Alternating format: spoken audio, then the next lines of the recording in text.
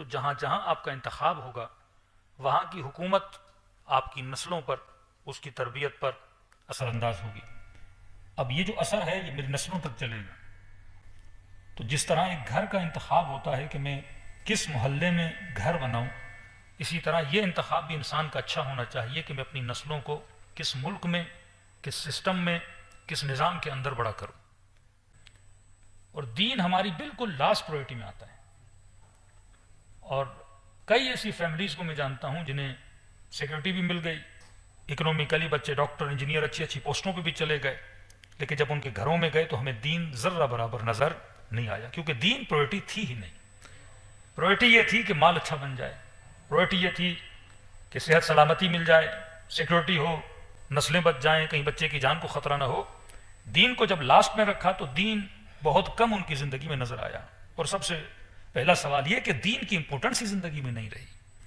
دین ایک third thing بن گیا میری زندگی میں کہ ہاں دن میں 17 رکعت نماز پڑھ لی، سال میں چند دن امام بارگاہ اور مسجد چلا گیا۔ اور جب دین زندگی میں کم رنگ ہوتا ہے تو خدا بھی پوری زندگی میں بہت کم نظر آتا ہے۔ یورپ میں سب سے زیادہ جو آپ کا مسلمان طبقہ ہے وہ یہاں اسپین میں ہے یا اٹلی میں ہے یا فرانس میں ہے۔ اور فرانس وہ کنٹری ہے کہ جہاں پہ سکولز میں بچیوں پر حجاب پہننے پر پابندی ہے۔ کئی ایسی بچیاں جو 20 سال 25 سال 30 سال کی کہ مولانا ہم جاب کرنے جاتی ہیں اور جاب کی کنڈیشن یہ ہے کہ آپ حجاب نہیں کر سکتی ہو۔ میں نے کہا آپ کیا کرتی ہیں پھر؟ کہ جب جاب پہ جاتی ہیں تو حجاب اتار دیتی ہیں، جب جاب سے آتی ہیں تو حجاب پہن لیتی ہیں۔ کئی ایسے مولانا حضرات کو ہم نے دیکھا کہ مولانا کیا کریں، مجبوری ہے کہ بیٹی کو جب اسکول ڈراپ کرتے ہیں تو پھر وہ مولانا اپنے ہاتھ سے ہی بیٹی کے سر سے اسکارف اتارتا ہے کہ اسکول پڑھنے جاتی ہے، پھر جب واپس آتی ہے تو ہم سر پہ کیا رکھ لیتے ہیں؟ حجاب کو رکھ لیتے ہیں۔ بد حجابی کا کسی بچی کے لیے نارملائز ہو جانا، پھر وہ اس چیز کی ویلیو نہیں رہتی۔ فلاں جگہ پہ جاؤں تو حجاب کروں، فلاں جگہ پہ جاؤں تو حجاب نہ کروں۔ جب ہم ایسی ملکوں میں اور ایسی جگہ پہ رہنا پسند کریں کہ ایسا مومن بھی تھا جس نے کربلا میں ہمیں کہا کہ مولانا ہمارے لیے دعا کیجیے۔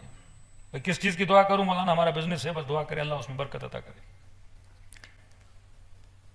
بعد میں پتا چلا ان کا بزنس تھا چھالیا کا، نشے والی سوپاریاں بنانا، کسی کی سگریٹ کی فیکٹری، کسی کی تمباکو کی فیکٹری۔ اب دعا کروا رہے ہیں مولانا سے، وہ بھی کربلا میں، کہ آپ دعا کریں کہ ہمارے بزنس میں کیا ہو جائے؟ برکت ہو جائے۔ انسان کو جب یہ شعور نہ ہو کہ واقعاً دین ہوتا کیا ہے، صحیح طرز زندگی ہوتا کیا ہے، اور کربلا میں بیٹھ کے اپنے چھالیا کے بزنس کے لیے دعائیں کروائے۔ یعنی بعض اوقات ہم امام حسین سے بھی وہ چیزیں مانگنے جاتے ہیں جو میرے حق میں بہتر نہیں ہوتی۔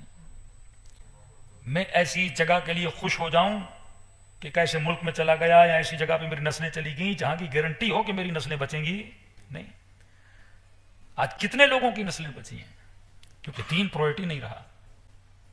اور وہ عالم دین جو کہیں کہ 40 شب بدھ میں نے عمل کیا تاکہ امام زمانہ کی زیارت ہو، اور 40 شب بدھ جب ختم ہوئی تو مجھے خواب آیا، اور خواب میں کہا گیا کہ فلاں مشہد کے محلے میں فلاں گلی میں فلاں گھر ہے، وہاں رات کو چلے جانا تو امام کی ملاقات ہوگی۔ کہتا میں نے تعجب کیا کہ میں نے اتنا عمل کیا لیکن مجھے کسی گھر کی طرف بھیجا جا رہا ہے۔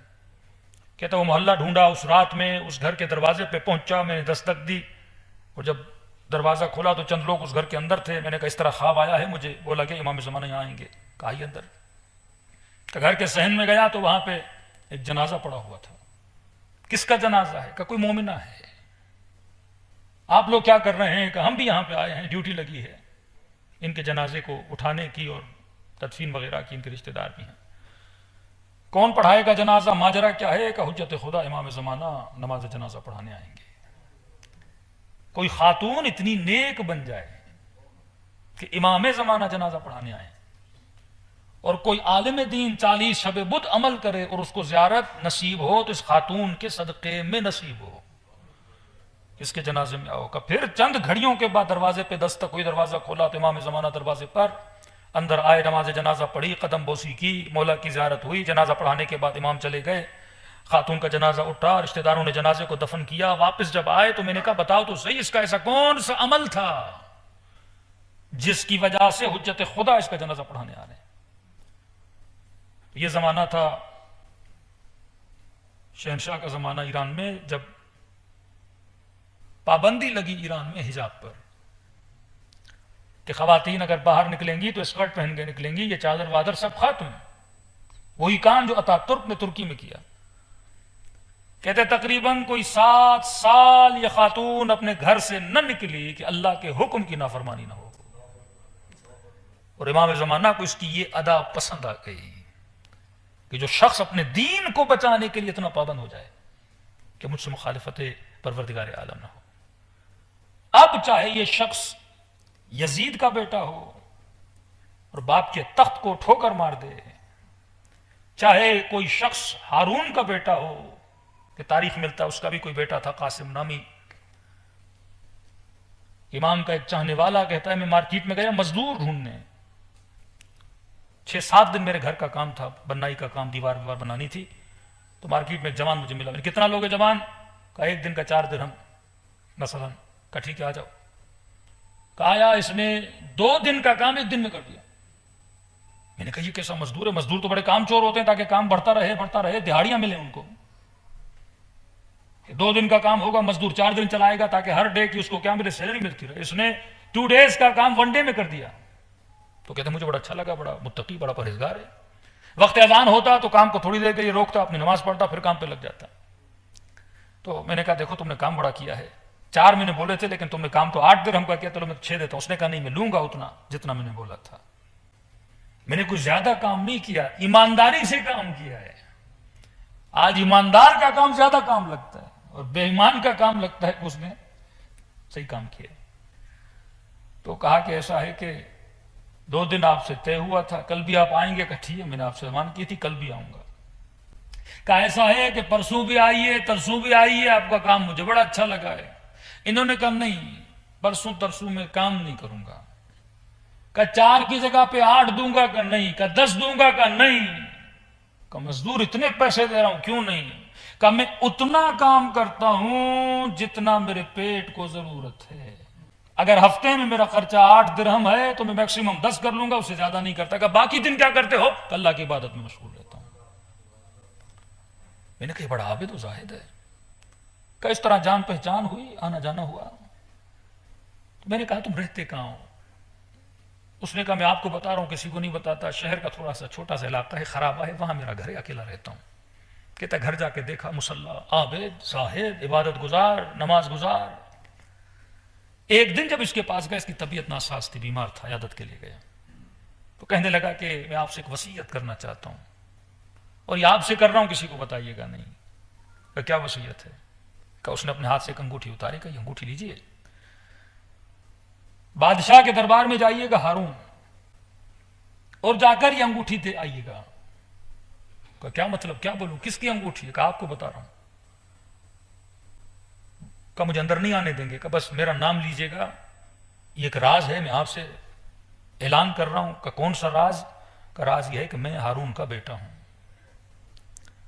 اور یہ انگوٹھی لا کے اس کو دے آئیے گا. کہ یہ کیوں انگوٹھی دے رہے ہو؟ کہ میں نے پوری زندگی کے گزر کے لیے اپنے باپ سے 1 پائی نہیں لی، کیونکہ مجھے پتا تھا اس کی کمائی حرام کی کمائی ہے. باپ ہونے کی حیثیت سے مجھ سے ناراض رہتا تھا، میں نے صرف ان کا دل رکھنے کے لیے 1 انگوٹھی لی تھی. اب دنیا سے جا رہا ہوں، یہ امانتاً انگوٹھی ان کو واپس دے کے آئیے گا، مجھے اس انگوٹھی کی بھی ضرورت نہیں ہے.